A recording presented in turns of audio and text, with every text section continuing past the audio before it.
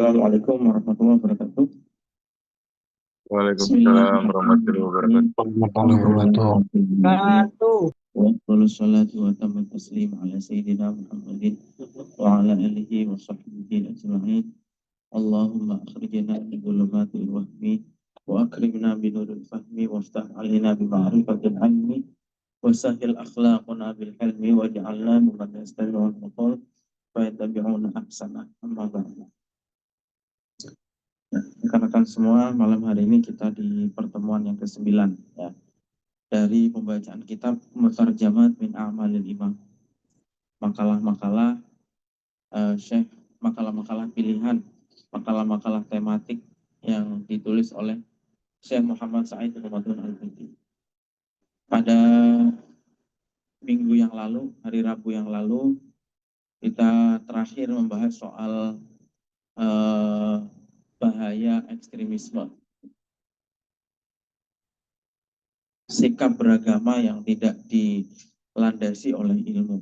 Ekstrim ini baik yang ekstrim kanan maupun yang ekstrim kiri, yang berlebihan dalam hal terlalu keras maupun berlebihan terlalu bebas liar ya. Sekarang kita di tema yang berikutnya ya. Meskipun masih relevan dengan pembahasan pada hari Rabu yang lalu, kita buka di halaman 154 ya. Di halaman 154. Fatawa Islamiyah fi madhariha, fatawa Islamiyatin fi madhariha wa khadimatin lil gharbi fi haqiqatiha.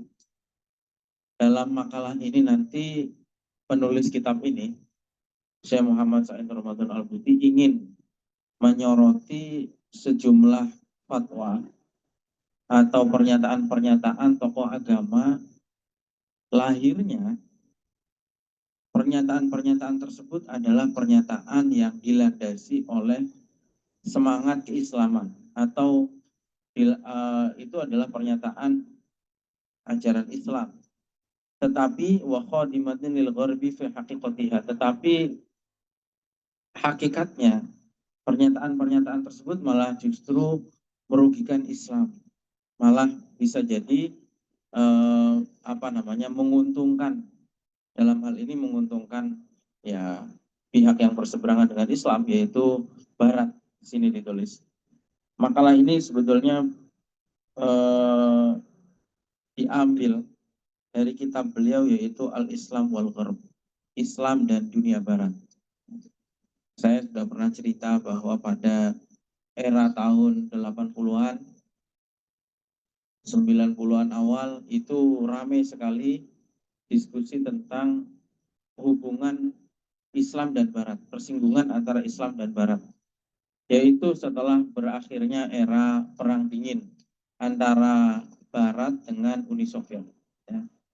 Dulu pernah terjadi Perang Dingin antara blok Barat, Eropa, Amerika dengan Uni Soviet, yang kemudian dimenangkan oleh Barat. Makanya banyak yang merekam peristiwa-peristiwa itu ya. Ada saya pernah kutip, misalnya ada buku The Clash of Civilization, benturan antar peradaban, Samuel Huntington. Lalu ada buku The End of History, akhir dari sejarah, bukunya Francis Fukuyama. Banyak waktu itu, ada Malik bin Nabi dari kalangan Muslim, Abbas Mahmud Akhwat, ada banyak intelektual Muslim juga, termasuk beliau ini yang menulis antara Islam dan Barat. Karena setelah era Perang Dingin ini, musuh baru Barat setelah era Uni Soviet itu adalah Islam. Oleh banyak pihak dianalisis seperti itu. Ya. Buku Benturan Peradaban itu adalah perkiraan bahwa peradaban Barat dan peradaban Islam itu akan berbenturan. Baik, jadi ini sebetulnya menyoroti fenomena hari ini. Banyak orang yang berfatwa tidak dilandasi dengan ilmu. Banyak orang yang berfatwa tapi motivasinya bukan untuk Islam, tapi untuk kepentingan-kepentingan pribadi, untuk kepentingan-kepentingan golongan dan seterusnya. Nanti kita akan bahas. Baik, lastu a'lamu amron min umurid dini kana ab'atsu lirrahbati fin nafsi ladal iqdami alaihi wa ad'a ila tarayyusi fihi wa talkhawfi minhu minal fatwa. Tidak ada satu hal perkara agama yang menakutkan lebih dari memberikan fatwa. Jadi tidak ada perkara agama yang lebih besar resikonya daripada memberikan fatwa. Paham ya? Poin ini. Beragama ini macam-macam. Sholat itu agama, zakat agama, puasa agama. Tapi tidak ada hal beragama, beribadah ini yang resikonya lebih besar daripada menyampaikan fatwa. Kita menyampaikan hukum. Ya. Di sisi lain, idza jidil alim nafsahu amama daruratin nuhudi biha. Orang-orang yang alim itu dituntut. Satu sisi orang-orang yang ngerti, punya ilmu, itu dituntut untuk berfatwa, untuk menyampaikan fatwa, hukum. Tetapi, di sisi lain, meskipun ibadah ini berat, tetapi saya melihat, walastu a'lamu amran min umuridin fi asyrinal yawm aqrabu manalan wa yasaru mumarasatan wa aktsaru izdihaman alaihi wa tasabuqun ilaihi min amril fatwa. Tapi saya lihat ironisnya ya. Tadi beliau mengatakan tidak ada ibadah perkara agama yang lebih besar resikonya daripada berfatwa. Menyampaikan ini halal, ini haram, ini boleh, tidak boleh. Tapi di sisi lain, ironisnya adalah saya melihat hari ini di era kita sekarang tidak ada suatu hal yang kelihatan ringan, lebih ringan daripada fatwa itu sendiri. Maksudnya beliau menyampaikan bahwa orang sekarang menganggap bahwa fatwa itu seakan-akan gampang. Asal ngomong saja, nggak ngerti apa-apa, ngomong. Nggak ngerti ilmunya, tidak punya dasar apa-apa, ngomong. Ya. Apalagi sekarang di media sosial, orang tidak punya latar belakang keilmuan apapun, bebas berbicara. Ya. Pokoknya yang penting menyandang gelar ustadz, yang penting pakai jubah atau pakai peci, punya kamera, bikin konten, dipanggil ustadz, tidak tahu, tidak punya latar belakang agama. Dan itu nyata. Dan sebenarnya itu terjadi bukan hanya di kehidupan beragama, di disiplin ilmu agama. Disiplin ilmu yang lain pun juga begitu. Makanya sekarang ini disebut sebagai era, ada fenomena yang disebut sebagai the death of expertise, matinya kepakaran. Orang ahli itu sudah tidak dihargai lagi karena semua orang bisa bicara, punya panggung untuk berbicara. Waktu COVID, semua orang seakan-akan mengerti masalah COVID. Padahal dokter saja belum tahu. Ya. COVID itu obatnya minum air kelapa. Semua orang bisa ngomong. COVID itu obatnya kumur-kumur air garam misalnya. Semua orang bisa ngomong lah. Ada yang bilang COVID obatnya minum susu beruang misalnya. Tapi itu belum pernah teruji secara medis. Mungkin ucapan-ucapan itu bahkan lebih dipercaya daripada kalau dokter yang ngomong. Seperti itu. Di bidang ilmu agama juga begitu. Misalnya waktu banyak masalah. Misalnya waktu COVID juga misalnya. Tokoh agama sudah menjelaskan bahwa yang namanya menjaga kesehatan itu juga bagian daripada agama. Karena maqasidus syariah, tujuannya syariat itu salah satunya adalah apa namanya? Hifdzun nafas, menjaga keselamatan jiwa. Jadi menjaga kesehatan itu adalah ibadah. Dan itu hukumnya wajib. Tapi orang melawan pernyataan ulama ini dengan mengatakan bahwa menjaga soft, merapatkan soft itu hukumnya sunnah.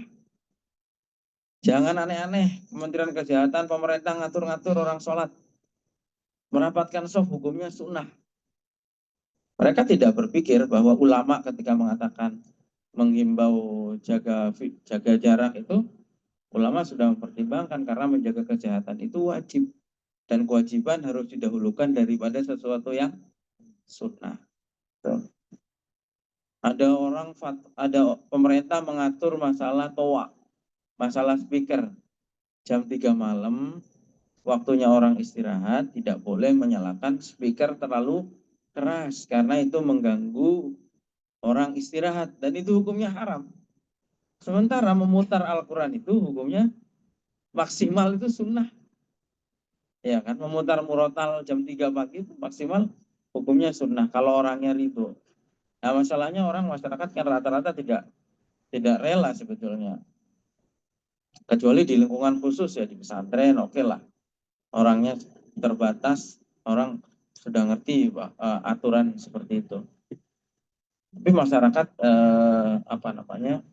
lebih mengikuti orang-orang yang seakan-akan semangat dalam beragama, tidak mempertimbangkan masalah hukum seperti itu. Nah, sekarang jadi ironisnya seperti itu. Sekarang fatwa yang sebetulnya itu berat seakan-akan menjadi suatu hal yang paling ringan dilakukan. Orang asal nyeplos sajalah bahasanya, asal nyeplos ngomong ini boleh, ini tidak boleh. Ya, seperti itu. Ata'amal fi mawaqifi a'immati syariah al-islamiyah. Padahal kalau lihat sejarahnya para ulama di zaman dulu, fa'arahum yanzuruna ila wadhifatil fatwa ala annaha tauqi'un anillahi azza wa jalla. Dulu yang namanya fatwa itu, para ulama melihat bahwa fatwa itu seperti kita menyetempel atas nama Allah. Kita berbicara atas nama Allah, ini boleh, ini tidak boleh. Fa'anna lahumul jur'ah fil iqdami 'alaiha wa kaifa yata'atta lahumul istighfar biha wa ta'ajjuli fil batti biha.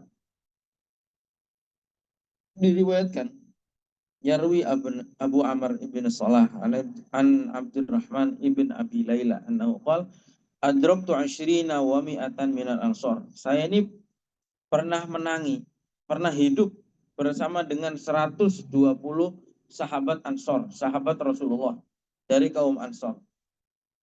Sahabat Ansor itu tanya satu, dia bilang coba tanya yang satunya lagi.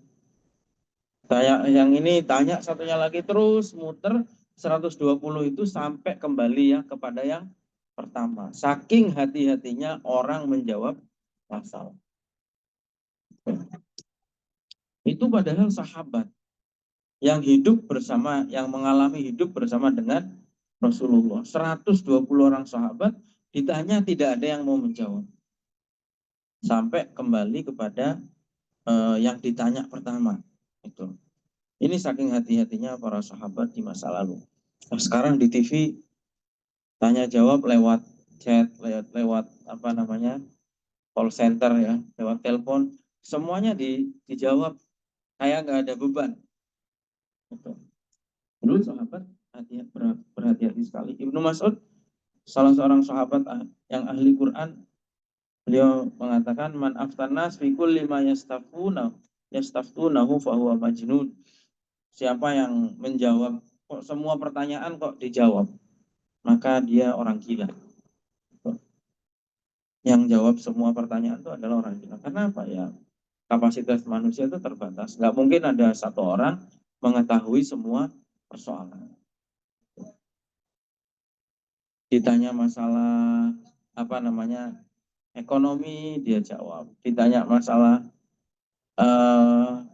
pertanian, dia jawab. Ditanya itu sebenarnya bidang sebenarnya apa? Gitu. Jadi kalau ada orang ditanya semua pertanyaan kok dijawab, itu malah aneh. Lalu ada Al-Hafidh Abu Umar ibn Abdul Bar, pernah didatangi oleh seorang laki-laki, kemudian ditanya masalah, dia bilang saya tidak tahu. Ketika didesak untuk menjawab pertanyaan, beliau mengatakan la tanzur ila tuli lihyati wa kathratin nasi hauli. Jangan pernah melihat saya hanya karena jenggot saya ini panjang pengikut saya banyak. Wallahi kata Hafidh Abu Umar, demi Allah, la an yuqta'a lisani ahabbu ilayya min an atakallama bima la a'lam. Kalau misalnya lidah saya dipotong, itu lebih saya sukai daripada saya harus menjawab sesuatu yang tidak saya ketahui. Sufyan bin Uyainah, seorang tabi'in, mengatakan ajsarun nasi 'alal futya aqalluhum ilman. Kalau orang kok makin berani berfatwa, itu makin sedikit ilmunya. Dan ulama sudah menetapkan syarat seorang mufti itu adalah dia harus menempati derajat mujtahid. Banyaklah kriteria fatwa. Sekarang ini kalau sekarang sulit ya, mencari. Makanya sekarang itu trennya adalah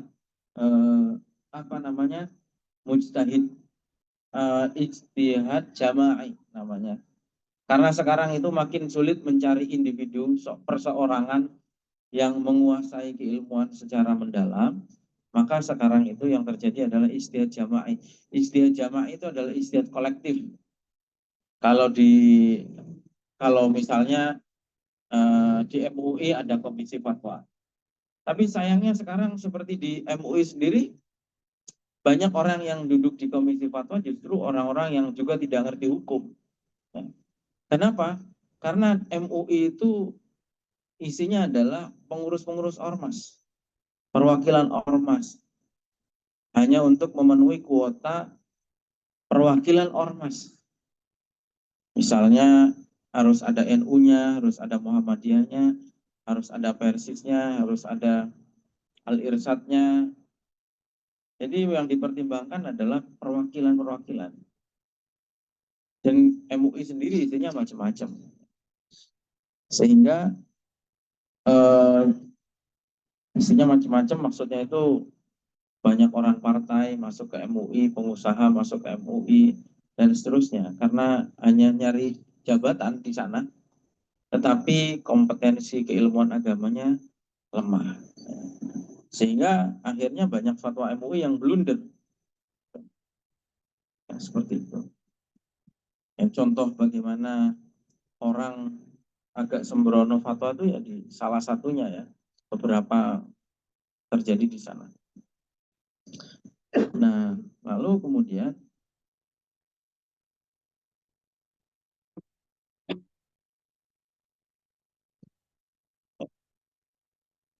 dan itu terjadi, akhirnya banyak madorot yang dihasilkan akibat fenomena seperti ini. Salah satunya adalah terjadi di banyak negara Islam maupun negara-negara Barat, itu perubahan-perubahan taghyirul ahkam asy-syar'iyyah ats-tsabitah wal istibdal biha tahtasmi tajdidil fiqhil islami. Kadang-kadang perubahan-perubahan hukum katanya untuk memperbarui fikih dalam rangka pembaharuan. Kan sekarang ini orang bangga dengan gerakan pembaharuan Islam. Katanya Persis membawa pembaharuan, Muhammadiyah membawa pembaharuan. Banyak penyimpangan-penyimpangan itu atas nama pembaharuan. Karena katanya hukum Islam ini sudah nggak cocok lagi, harus diperbaharui. Kadang-kadang atas nama pembaharuan tajdid itu malah yang terjadi adalah penyimpangan dari kaidah hukum yang sebenarnya. Nah, apa sebetulnya latar belakang, motif yang melatar belakangi penyimpangan-penyimpangan fatwa ini? Yang pertama adalah di halaman 156, ahaduhum amilun maslahiyun siyasiyun. Yang paling pertama adalah, faktor pertama adalah karena kepentingan politik. Dan itu wahwa yatajalla fil aqdil khafiyyi alladhi yajri 'adatan baina sulutati fi daulatin ma wa man takhtaruhu muftiyan fiha. Dan ini sering kali terjadi pada negara-negara tertentu yang menunjuk seorang mufti. Mufti-mufti ini yang ditunjuk oleh negara seringkali hanya menjadi pelayan pemerintah. Pemerintahnya butuh fatwa halal terhadap produk ini, dikeluarkan. Pemerintahnya butuh haram untuk masalah seperti ini, diharamkan. Jadi fatwanya by order, itu berdasarkan pesanan. Ini menjadi masalah. Ya. Banyak terjadi di beberapa negara. Di beberapa negara Arab itu kan sampai sekarang selalu ada yang namanya mufti, ya, mufti Jumhuriyah, Grand Mufti itu selalu ada. Mesir misalnya punya, Maroko punya, dan beberapa negara di Timur Tengah, Arab Saudi juga punya. Kalau di Indonesia tidak ada Grand Mufti, tetapi ada MUI. MUI itu juga dibentuk oleh pemerintah, dibentuk di zamannya Pak Harto.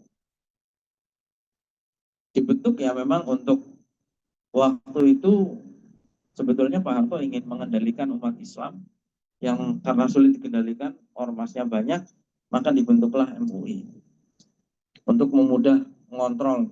Dulu zaman Orde Baru itu kan semuanya dikontrol. Organisasi mahasiswa sangat banyak, pemuda, ya. Ada PMII, ada HMI, ada KMNI, ada PEMKRI, dan lain sebagainya. Maka dikumpulkanlah oleh Pak Harto dalam satu wadah namanya apa? KNPI. Pak Harto membuat namanya KNPI. Ormas Islam terlalu banyak, dibuatlah yang namanya MUI. Akademisi banyak, dibentuklah yang namanya IJMI. Hampir semua dikumpulkan oleh Pak Harto waktu itu untuk memudahkan mengontrol. Meskipun akhirnya MUI ini tidak selalu waktu itu, ya.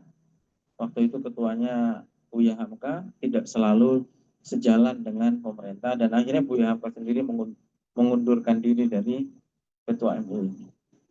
Nah, jadi seringkali fatwa-fatwa itu tidak objektif karena menjadi pesanan penguasa. Muftinya ditunjuk oleh penguasa, kemudian fatwanya sesuai dengan keinginan penguasa, selera penguasa. Apalagi yang terkait dengan kepentingan politik penguasa, ekonomi, hukum keluarga, dan seterusnya. Itu.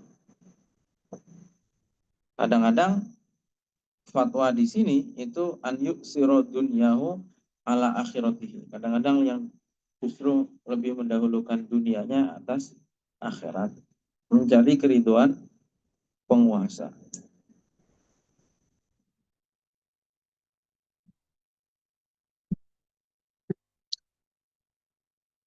Ada banyak yang seperti ini. Dulu Arab Saudi ketika harus mengikuti kemauan Amerika untuk untuk pendirian negara Israel, itu dulu muftinya Nasiruddin Albani namanya, seorang mufti Salafi, memfatwakan bahwa orang Islam Palestina yang ada di Palestina harus meninggalkan tanah Palestina. Ya, itu dulu pernah terjadi fatwanya tokoh Salafi, mufti Arab Saudi memfatwakan orang Palestina ini harus meninggalkan tanah Palestina. Itu fatwa-fatwa yang semacam ini kemungkinan besar adalah order dari penguasa, dalam hal ini Arab Saudi, Raja Arab Saudi, atas permintaan Amerika. Kalau orang Palestina meninggalkan, Muslim Palestina meninggalkan tanah Palestina, ya berarti kan menyerahkan semuanya kepada penjajah, kepada Israel. Padahal sejak dulu sebelum ada Salafi Wahabi, ulama itu fatwanya adalah ketika penjajah masuk ke rumah kita, masuk ke negara kita, semua orang wajib hukumnya fardu ain untuk melakukan perlawanan. Makanya kalau di Indonesia pernah serukan yang namanya resolusi jihad. Indonesia sudah diproklamirkan 17 Agustus 1945, kemudian pasukan Inggris dan sekutu masuk ke Surabaya. Negara sudah merdeka, penjajah musuh masuk ke negara kita. Itu hukumnya fardu ain. untuk melakukan perlawanan. Itu. Nah, sementara orang-orang mufti Salafi Wahabi ini justru memfatwakan agar umat Islam meninggalkan tanah Palestina. Ini bertentangan dengan fatwa ulama-ulama sebelum era Salafi Wahabi. Ya, seperti itu. Jadi ini ya, seringkali fatwa-fatwa itu berdasarkan kepentingan politik penguasa. Ada banyak yang seperti ini. Ya. Kita lihat aja, kalau pemilu salah satu yang paling banyak didatangi oleh para calon itu siapa? Para ulama. Tidak ada calon presiden tidak silaturahim ke ormas Islam. Tidak ada yang tidak datang ke MUI atau kemanapun, ke para ulama selalu datangi dan dimintai fatwa. Dan kadang-kadang ulama-ulama ini ya, seperti contoh pemilu pilkada DKI misalnya. Pilkada DKI itu kan jelas bagaimana keterlibatan MUI pada saat itu mengharamkan memilih pemimpin non muslim misalnya. Ada dulu zamannya Megawati nyalon presiden, banyak fatwa mengatakan itu bertabrakan ya. Ada yang memfatwakan presiden perempuan hukumnya haram. Yang mendukung mengatakan presiden perempuan hukumnya boleh gitu. Dan seterusnya. Nah, itu tidak jarang fatwa-fatwa yang berkaitan dengan kepentingan politik ini menjadi tidak objektif, tetapi didasari oleh kepentingan politik. Nah, harus hati-hati ya. Termasuk hadis yang sering dikutip oleh HTI, yaitu hadis satakunu khilafatan ala minhaji nubuwah. Akan ada khilafah ala minhaji nubuwah. Itu hadis ini hadis yang tidak pernah diriwayatkan dalam kitab hadis sahih. Nggak ada. Di Kutubus Sittah tidak ada. Di dalam hadis Kutubus Sittah, Sahih Bukhari, Sahih Muslim, Tirmidzi, Nasa'i, Ibnu Majah itu nggak ada hadis khilafah ala minhaji nubuwah, itu tidak ada. Khilafah ala minhaji nubuwah itu hanya ada di dalam satu kitab namanya Musnad Ahmad bin Hambal. Nah, itu pun diduga seorang perawi yang bernama Yasir bin Habib. Dia adalah seorang yang sedang melakukan rayuan kepada penguasa pada saat itu, yaitu Umar bin Abdul Aziz. Jadi kayak beginilah sekarang, ada orang, sekarang Prabowo lagi jadi presiden. Terus kemudian dia mengatakan, pemimpin-pemimpin yang lalu itu zolim, habis pemimpin zolim akan ada khilafah ala junubuah. Diucapkan di depannya Prabowo untuk mengambil hatinya Prabowo. Orang lagi jilat lah. Hadis itu menurut para ulama itu hadis yang motifnya politik. Jadi itu bukan hadis sahih. Jadi seperti hadis khilafah ala junubuah itu adalah hadis dengan motif politik. Makanya para ulama, kitab-kitab hadis sahih itu nggak ada yang memuat hadis itu. Itu karena waktu itu dipakai untuk menjilat kepada Umar bin Abdul Aziz. Hadis itu tuh dipakai menjilat politik. Tuh, seperti itu. Sekarang, dan Umar bin Abdul Aziznya udah lewat. Yang dimaksud oleh perawi yang kalau nggak wallahu alam ya itu benar hadis apa tidak. Kalau itu hadis karangan sendiri, maka hadis itu ditujukan kepada Umar bin Abdul Aziz dan itu sudah lewat.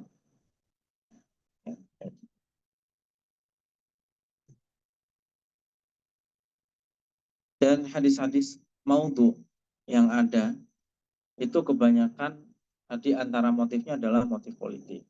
Orang-orang Syiah misalnya, mereka reka hadis, salah satunya mengatakan bahwa kalau kalian melihat Muawiyah di atas mimbar maka bunuhlah. Itu ada hadis seperti itu. Itu hadis yang motifnya jelas politik. Nah, seperti itu. Fatwa juga Fatwa juga begitu ya. Hati-hati melihat fatwa yang beririsan dengan kepentingan penguasa. Bisa jadi fatwa-fatwa seperti itu sulit untuk objektif karena banyak untuk melayani kepentingan-kepentingan penguasa. Mufti negara. Lalu kemudian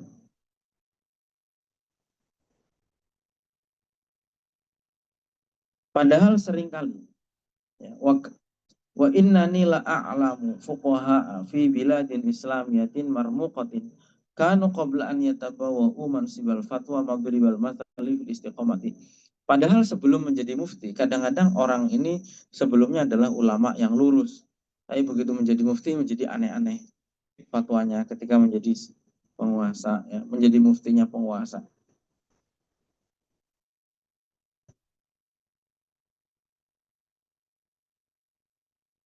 Nah, lalu kemudian, nah itu fatwa by order ya, untuk kepentingan politik. Banyak yang begini nih banyak. Tentang berbagai macam isu politik lah, tentang Israel. Sekarang ada masalah boykot misalnya. Boykot terhadap produk-produk yang mendukung Israel. Itu ya ada tokoh-tokoh yang bikin Bahsul Masail kemudian menyatakan Aqua tidak mendukung Israel. Tapi itu diputuskan di Bahsul Masail, itu kan aneh sebetulnya. Karena masalah Aqua mendukung Israel atau bukan itu bukan persoalan hukum Islam sebetulnya. Tapi itu apa namanya fakta sosial, entah benar apa tidak itu kan tidak diputuskan di Bahsul Masail. Itu Bahsul Masail hanya memutuskan halal atau haram. Tapi mengatakan Aqua tidak terbukti mendukung Israel itu tidak diputuskan dalam fatwa. Ini yang fatwa yang paling penting. Yang kedua, amal amil awid dafi' tsani fahuwa dafi'un hizbi. Nah, yang kedua itu adalah seringkali karena dorongan kepentingan kelompok. Wa innama a'ni huna al-ahzab al-islamiyah, kepentingan kelompok atau kepentingan partai ya. Maksudnya di sini adalah tentu partai-partai Islam yang menggunakan narasi keagamaan kan partai-partai Islam, kelompok-kelompok Islam. Allati tu'linu sa'yaha ila fardhi syariatil islamiyati ala mujtama'atiha. Yang sebetulnya mereka sendiri mengatakan bahwa tujuannya adalah menerapkan syariat Islam. Jadi sering fatwa-fatwa menyimpang itu dilakukan oleh partai politik atau organisasi keagamaan. Yang mereka sendiri sebetulnya slogannya adalah ingin menerapkan syariat. Tetapi bagaimanapun ormas, partai itu adalah makhluk politik. Yas'auna kal ahzabil ukhra lil wusuli ila suddatil hukmi bituruqil mumkinati kulliha. Yang namanya partai politik itu ya tujuannya adalah kekuasaan. Apapun caranya untuk menggapai, meraih kekuasaan itu semuanya dilakukan. Itu. Ghairu anna hadhil wasilah taqtadi fi katsirin minal ahyan mujamalatal akharin min dzawin nufud. Kadang-kadang yang seperti ini, contoh paling gampang apa misalnya? Partai itu yang di Indonesia yang mengatasnamakan apa namanya? Agama misalnya. Dan itu mempermainkan agama. Zaman dulu itu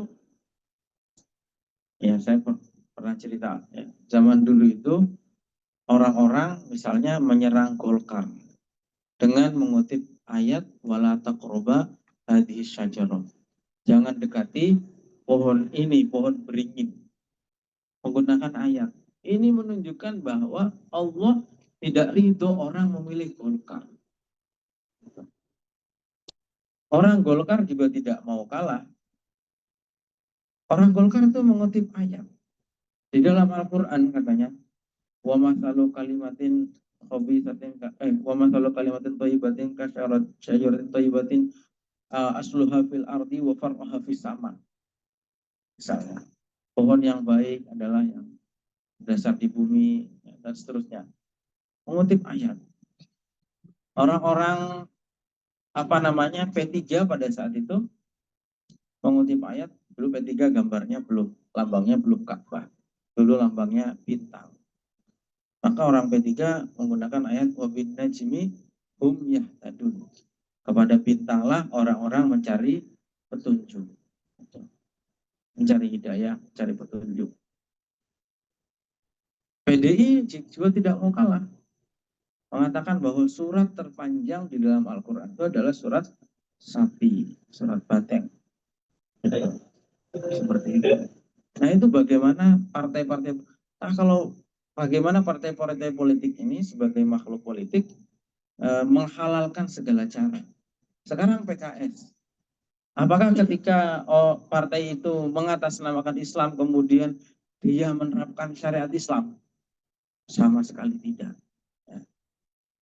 PKS itu bahkan korupsi menggunakan sandi Al-Quran. Percetakan Al-Quran dikorupsi. Dan orang korupsi untuk menghindari disadap oleh KPK, itu menggunakan kode-kode pengajian, juz berapa. Padahal itu semua adalah sandi korupsi. Jadi korupsi menggunakan bahasa-bahasa Al-Quran. Partai PKS berkuasa menjadi menteri perdagangan, ternyata korupsi kuota impor daging sapi. Partai ketua umum partai PKS ternyata punya simpenan anak muda siapa waktu itu. Rame istilah fustun, ya, bahasa di komunikasinya itu fustun. Fustun ini anak muda perempuan bahasa Pakistan, Urdu. Jadi seringkali begitu, ya. Dan apalagi ya, dalam kampanye selalu menggunakan istilah-istilah keislaman. Yang itu sebenarnya main-main, mempermainkan ayat. Nah ini mereka bahkan partai-partai yang mengatasnamakan Islam seringkali juga menggunakan dalam kampanyenya menggunakan materi-materi yang hoax. Padahal itu bukan syariat Islam. Artinya syariat Islam kan melarang orang berbohong, menyebarkan kabar yang palsu, dan seterusnya. Nah ini, apalagi dan banyak ya, makanya kita jangan pernah tertipu dengan simbol. Karena seringkali yang terlihat Islami itu justru tidak Islam. Seringkali yang menggunakan simbol Islam itu malah tidak Islam. Di Pakistan itu ada guyonan. Orang Pakistan, Afghanistan itu kan terlihat religius ya. Orangnya suka pakai peci, pakai bajunya rapat lah gitu ya. Pakai jubah atau setengah jubah. Tapi ada guyonannya di sana. Orang-orang Pakistan, Afghanistan ini ternyata simboliknya begini. Kata orang-orang ini ya penerbangan. Jadi kalau orang baru terbang itu dikasih menu mau makan apa selama penerbangan, dikasih daftar menu gitu. Lalu nulis orang-orang Pakistan ini nulis halal food, pokoknya makanan yang halal. Tapi nanti ketika sudah terbang, ketika yang bawa makanan itu lewat, yang dipesan pertama adalah wine. Itu udah terkenal. Jadi Islamnya kadang-kadang orang-orang itu hanya simbolik. Saya dulu di pesantren pernah bareng dengan mantan anggota FPI. Lalu dia keluar. Kenapa keluar dari FPI? Dia cerita bahwa sering kalau Ramadan sweeping warung-warung yang buka itu. Nanti kalau habis sweeping itu capek, lapar dan haus. Habis sweeping minum. Jadi enggak ya padahal tujuannya sweeping untuk mencegah orang tidak berpuasa, tapi habis sweeping dia sendiri minum. Kadang-kadang kalau habis sweeping miras, Kadang-kadang banyak orang anggota FPI ini orang sebelumnya preman, habis sweeping miras dari warung-warung diambil, habis disita diminum sendiri. Nah itu orang-orang FPI ini banyak yang begitu. Kadang-kadang apa namanya yang menggunakan simbol-simbol Islam itu malah sebetulnya di dalamnya nggak Islam. Coba di Poso itu terkenal. Dulu zamannya masih ada teroris-teroris itu di gunung, kan kalau ada yang mati selalu divisum, diperiksa. Itu selalu salah satu fakta yang ditemukan adalah selalu kalau ada orang teroris itu MIT ya namanya yang di Poso itu Mujahidin Indonesia Timur, kalau divisum itu mohon maaf mesti duburnya itu bolong. Artinya mereka saling menyodomi satu sama lain. Mereka tidak ngerti Islam sebenarnya. Mereka tidak pernah mengamalkan Islam. Mereka tidak ngerti ilmunya Islam. Itu bisa dicek rekam medisnya itu ada. Terus gini, di kelompok teror itu misalnya yang aneh lagi, kalau ada suaminya tobat, misalnya dia mencabut baiat, misalnya orang ISIS cabut baiat dari ISIS, dia di penjara terus dia cabut baiat dari ISIS, istrinya yang di luar mesti dijadikan rebutan, kayak apa rayahan gitu. Rayahan tahu ya, direbut kayak barang, direbut kayak suaminya udah kafir, suaminya sudah kafir, istrinya udah halal. Jadi rebutan nikahin istrinya. Padahal secara Islam itu kan yang berhak menceraikan adalah seorang suami dan ini masih istri sah dari seorang suami. Kalaupun misalnya suaminya menceraikan pun ada yang namanya iddah. Tidak bisa perempuan langsung dinikah. Jadi aneh sebenarnya.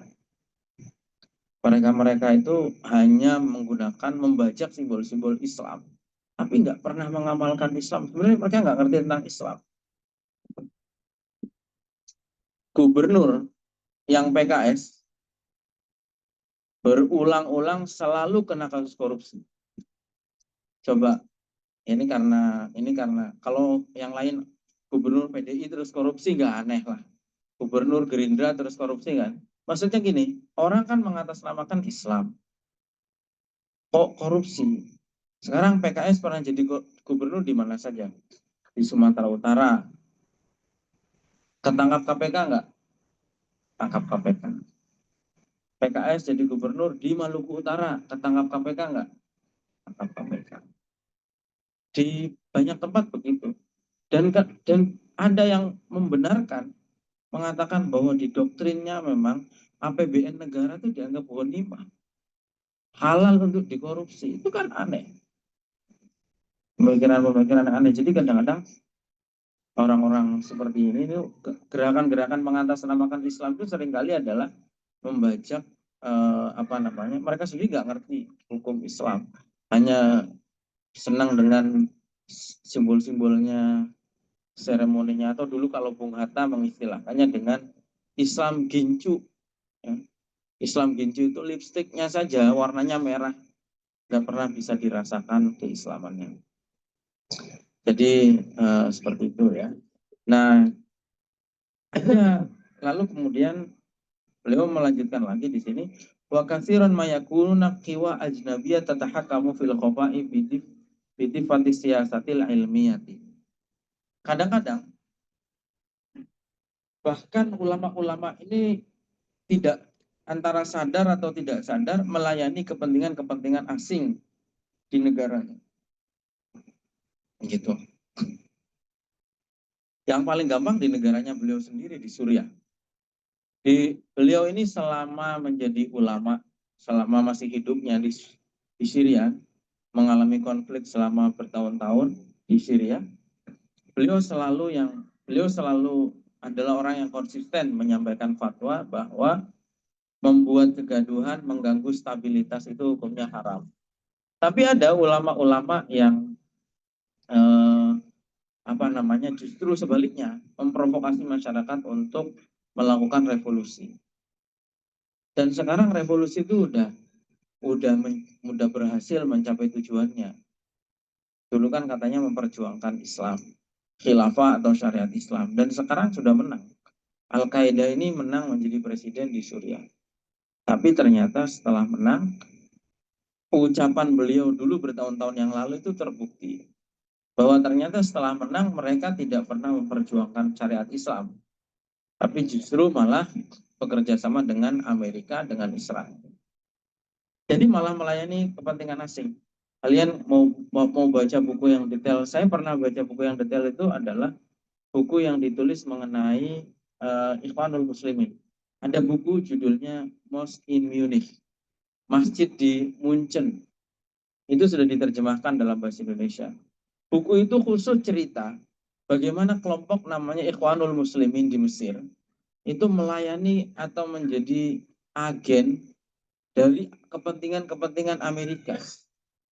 Jadi pendirinya Ikhwanul Muslimin itu namanya Hasan Al-Banna.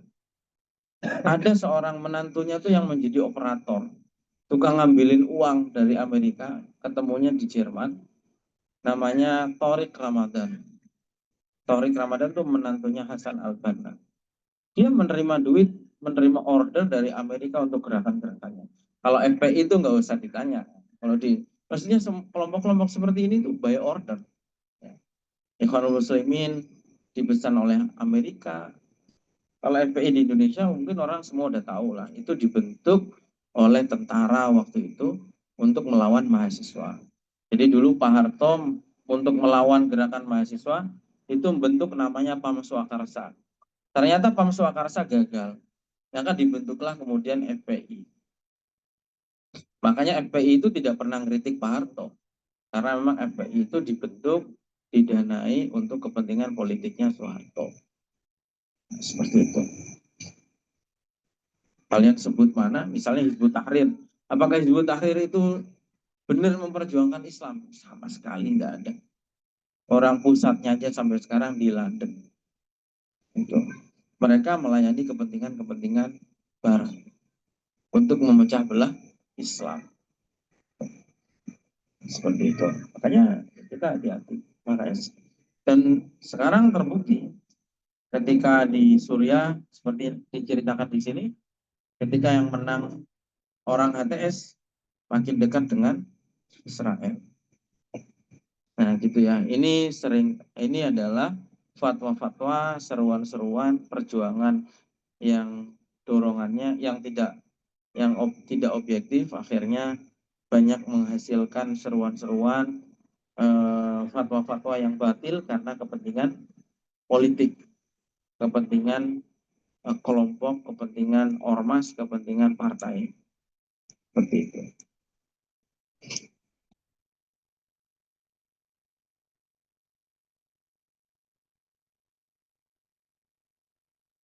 Dan beliau juga mencontohkan salah satu lembaga yang dikritik, yaitu Dewan Fatwa Eropa, Al-Majlisul Europi lil Fatwa wal Buhus.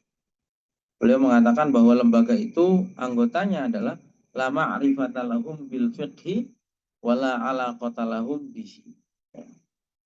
Mereka tidak ngerti anggotanya kebanyakan adalah orang-orang tidak ngerti fikih, tidak ada hubungannya dengan fikih. Maka kemudian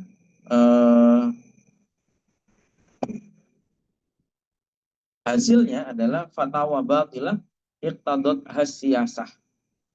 Akhirnya fatwa yang timbul adalah fatwa-fatwa yang batil karena kepentingan-kepentingan politik. Salah satu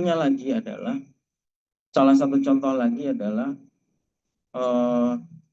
bagaimana dulu Inggris ketika berperang dengan Turki Utsmani, Inggris itu membentuk salah satu sekte yang disebut Salafi Wahabi.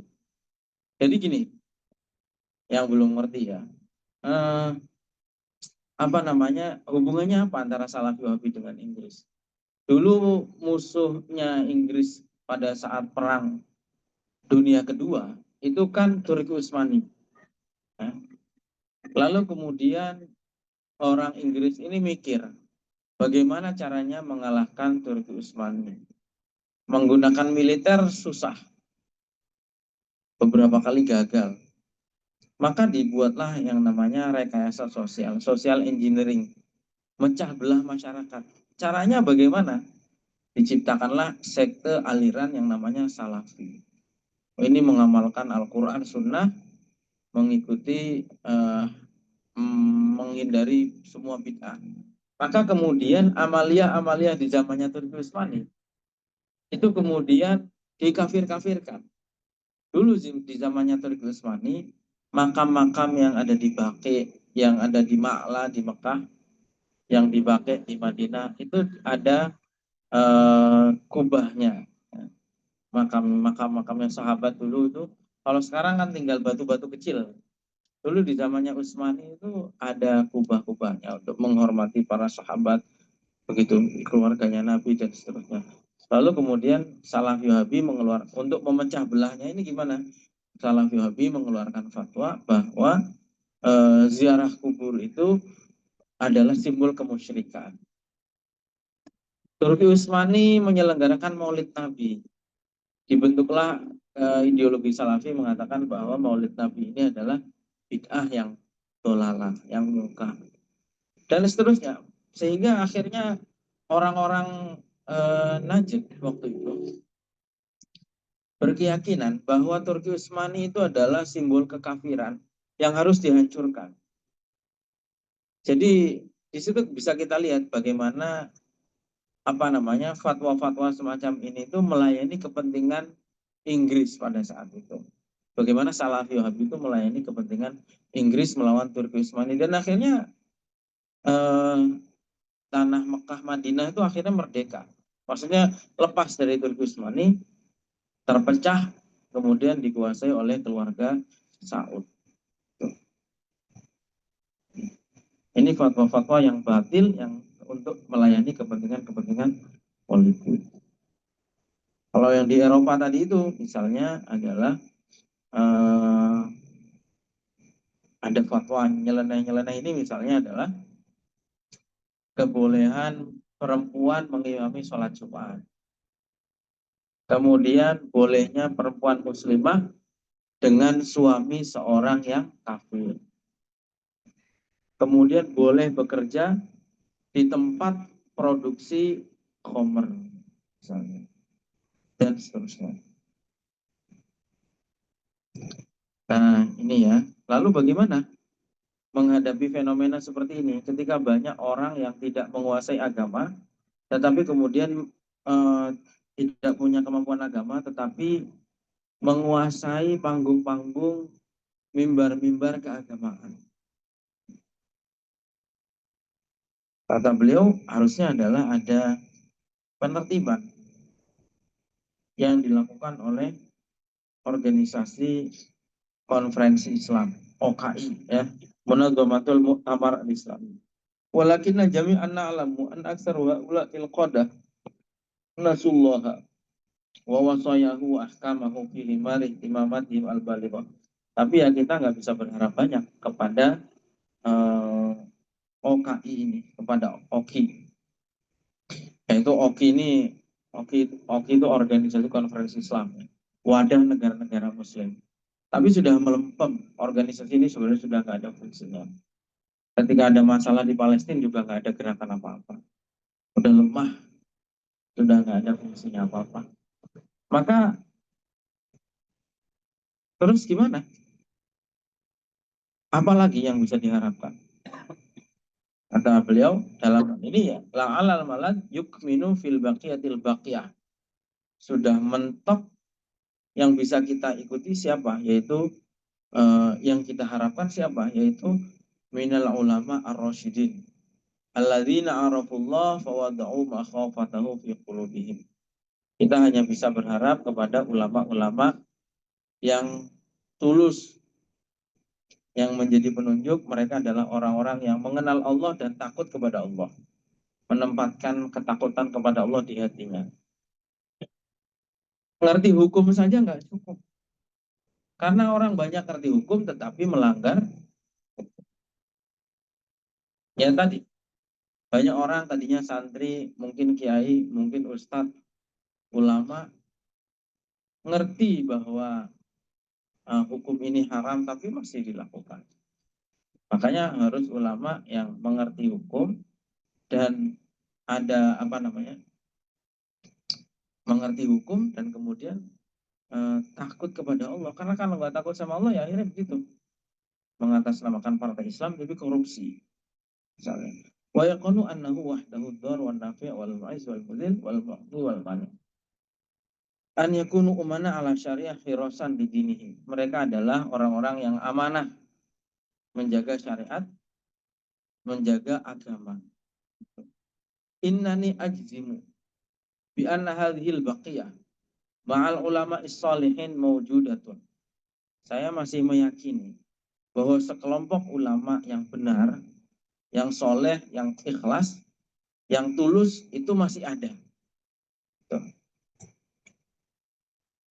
Kama anni ajzimu bi anna ummatan al-islamiyah la yazalu fiha khairun kasir. Sebagaimana saya juga meyakini umat Islam ini masih banyak yang baik. Artinya jangan putus asa bahwa ulama-ulama, tinggal bagaimana kita jadi ulama yang benar itu masih ada, pasti ada. Itu jaminannya Nabi. Dan umat Islam yang benar itu masih banyak. Sekarang yang perlu dilakukan apa? Innal matlub min haula'il khiyari min ummatina hadhihi an yaltafu haula haula'il ulama'ir rasyidin al-alimin. Sekarang yang perlu dilakukan adalah umat Islam yang baik tadi itu harus mengikuti ulama-ulama yang benar. Itu. Fala yatalaqau ajwi ajwibatan ya ilamin. Jadi di sini maksud beliau adalah tinggal bagaimana umat yang masih baik ini mengikuti ulama yang benar. Artinya di sini pentingnya selektif memilih seorang guru.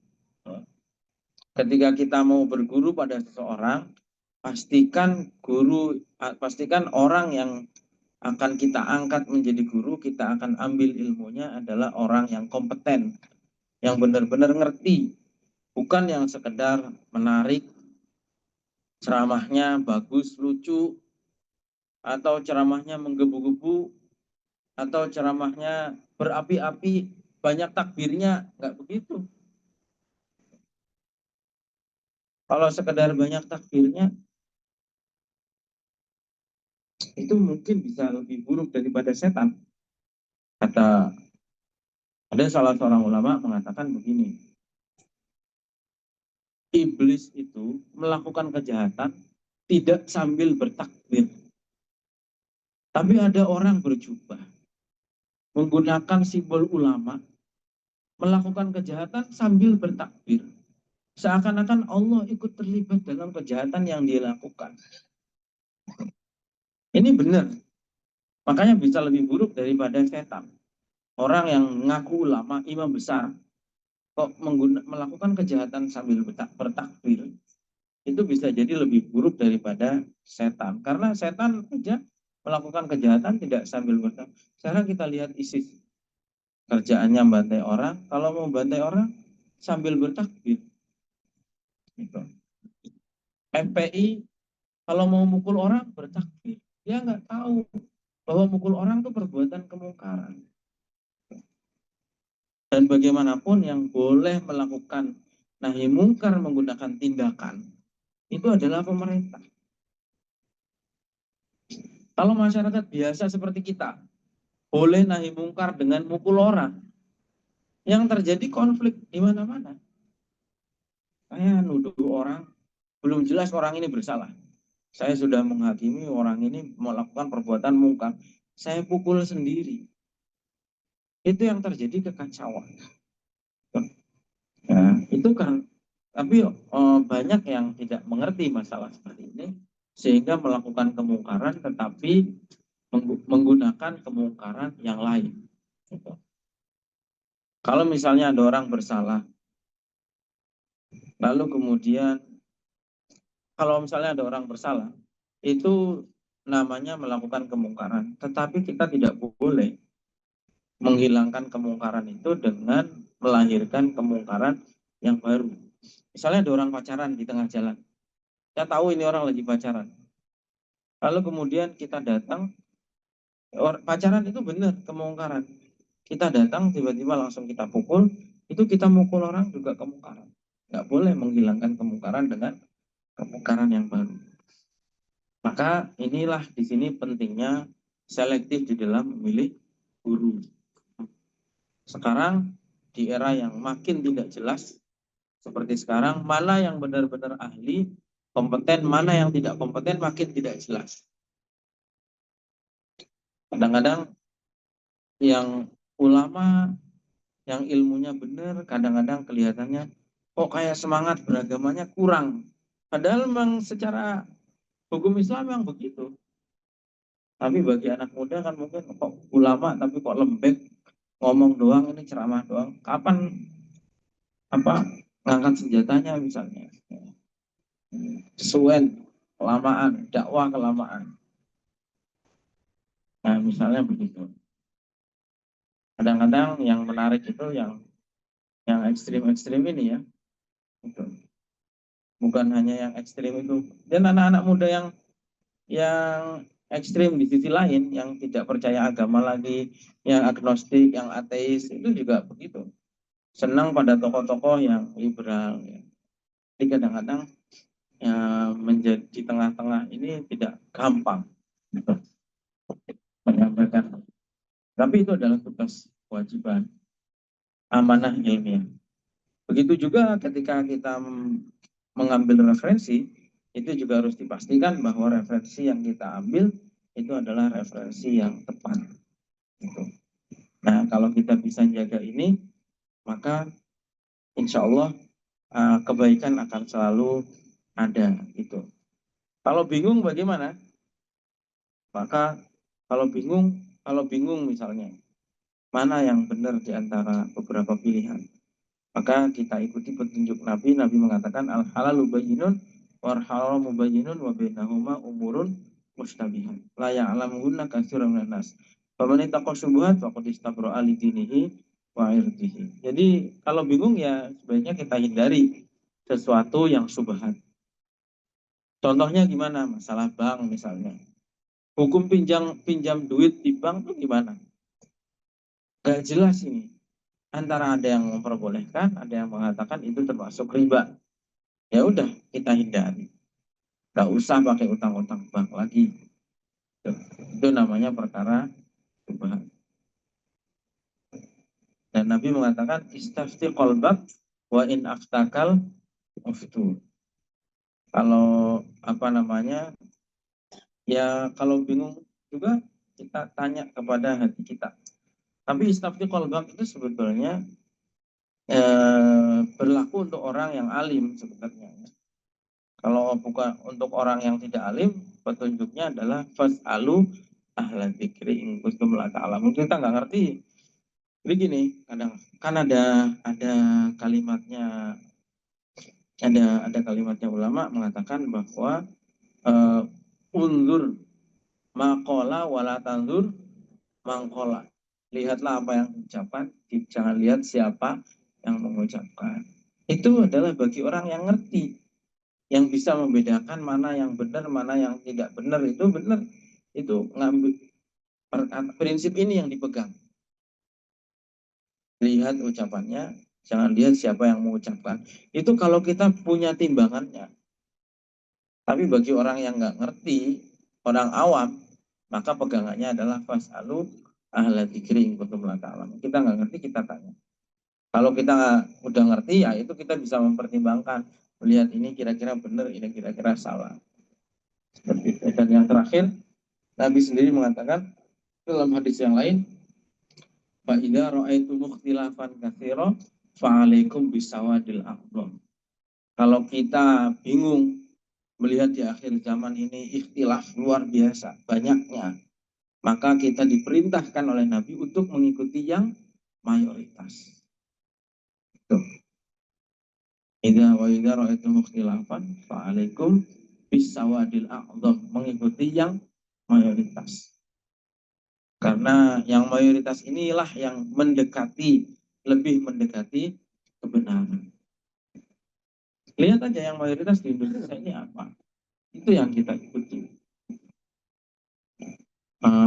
Daripada yang menyimpang-menyimpang. Kalau yang menyimpang-menyimpang ini kan rata-rata minoritas. Anggotanya kecil, sepalan-sepalan. Nah, kita mengikuti yang mayoritas yang lebih mendekati pada kebenaran. Karena Nabi sendiri mengatakan ya banyaklah hadis yang menjelaskan tentang keutamaan orang mukmin. Mara'ahul mu'minuna hasanan fa huwa indallahi hasanun.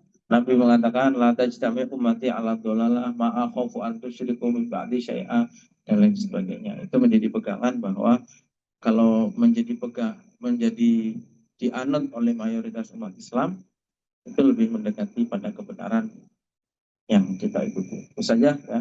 Jadi intinya beliau menyampaikan refleksi atas fenomena yang beliau lihat pada hari ini, bahwa banyak fatwa-fatwa pendapat para tokoh mengatasnamakan Islam, tetapi tidak objektif, tercampur oleh berbagai macam kepentingan, sehingga kita diminta untuk selektif, untuk berhati-hati ketika mengambil mengambil pendapat. Dan kita juga demikian, ketika kita berpendapat, ketika kita menyampaikan hukum kepada orang, kita juga harus berhati-hati. Pastikan kita mengetahui betul masalah itu. Jangan sampai kita berbicara sesuatu yang tidak kita kuasai. Itu saja saya kira teman-teman sekalian. Ada yang ingin disampaikan? Tambahan, pertanyaan? Ada? Ada?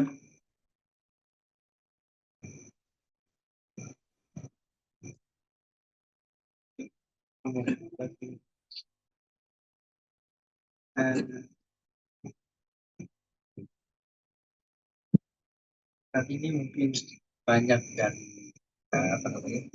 ulama-ulama yang agamanya sedikit ilmunya, tapi kita melihat barangkali diberi panggung oleh orang-orang yang tak tahu mereka.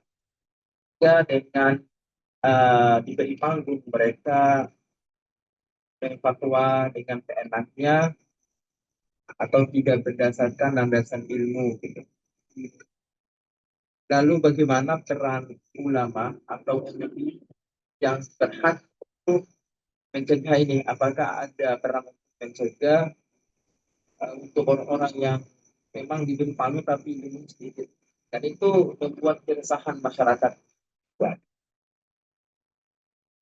Contohnya ada beberapa, salah satunya kebanyakan dari dari Jawa mungkin. Iya. Dari Bus, kemudian ada apa namanya, Farhadi itu, lalu apa yang pernah Makolina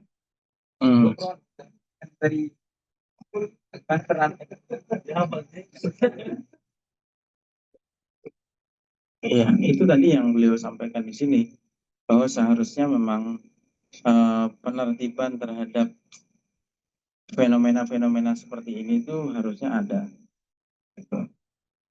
Karena saya pernah sampaikan juga di sini bahwa profesi yang paling bebas di Indonesia ini ya profesi ustadz. Karena kalau orang nyamar jadi polisi, sebentar saja ketangkap oleh Propam. Orang nyamar jadi TNI, sebentar ketangkap sama polisi militer. Orang nyamar jadi dokter, sebentar ketangkap sama ID misalnya. Tapi orang menyamar menjadi ulama, nggak akan ada hukum apa-apa. Itu jadi problem. Sehingga banyak yang tidak punya kapasitas keilmuan, tetapi mendapatkan panggung. Mendapatkan panggung itu artinya bisa jadi followernya banyak. Seperti dicontohkan tadi ya. Apa namanya tadi? Makoli itu misalnya. Ya, nggak hanya itulah, banyak yang sekarang ini dari yang ekstrim yang paling kanan sampai ekstrim yang paling kiri ada. Dan ya penyimpangan ini macam-macam. Ada penyimpangan yang seperti itu, lalu kemudian ada penyimpangan yang terlalu liberal, ada penyimpangan yang ya tadi kan yang disebut masalah ya, tapi nggak bisa mengeneralisir ya, nggak bisa mengeneralisir. Artinya begini, tadi disebut misalnya ada yang disebut Gus nyeleneh, itu ada betul, tapi nggak bisa digeneralisir. Yang disebut sebagai Habib kemudian nyeleneh, nggak bisa digeneralisir. Habib yang bagus juga banyak. Tapi kadang-kadang memang yang menyimpang ini kan lebih kelihatan karena ketika berbeda dengan umum itu orang cepat terkenal. Khalif itu araf, kata pepatah Arab itu. Kamu beda sama orang, melawan arus yang mainstream, kamu akan dikenal. Ada pepatah dalam bahasa Arab lagi, kencingilah sumur Zam-Zam, nanti kamu akan terkenal dengan sendirinya. Makanya Habib banyak, tapi orang kenalnya Bahar Semit. Padahal Bahar Semit itu apa? Ilmu nggak ada. Kerjaannya memprovokasi orang, ceramah bawa pedang, mau apa? Backingi orang penjahat-penjahat, mafia-mafia. Kemarin baru nikahin orang, nggak tanggung jawab. Yang dinikahi katanya keturunan Nabi juga kan. Siapa namanya? Helwa Bahamid. Bahamid itu warga sama, ngakunya katanya gitu ya, bukan ngakunya. Allah alam, katanya keturunan Rasulullah juga. Apa yang mau diambil dari seorang seperti Bahar Semit? Nggak ada manfaatnya apa-apa. Pasti mending ngambil Habib Quraisy Shihab Arwan, latar belakangnya jelas. Menjadi santri, kuliah di Mesir panjang puluhan tahun. Habib Said Agil Munawar, orang berilmu, qori, hafid, orang alim ya. Tapi kadang-kadang yang nyeleneh-nyeleneh, kadang-kadang yang lebih dikenal ya, seperti itu. Jadi itu kenapa penting untuk selektif ketika kita mencari guru, tidak hanya sekedar terkenal, dan mestinya tadi memang ada yang menertibkan, tapi sejauh ini yang sudah dilakukan apa? Ya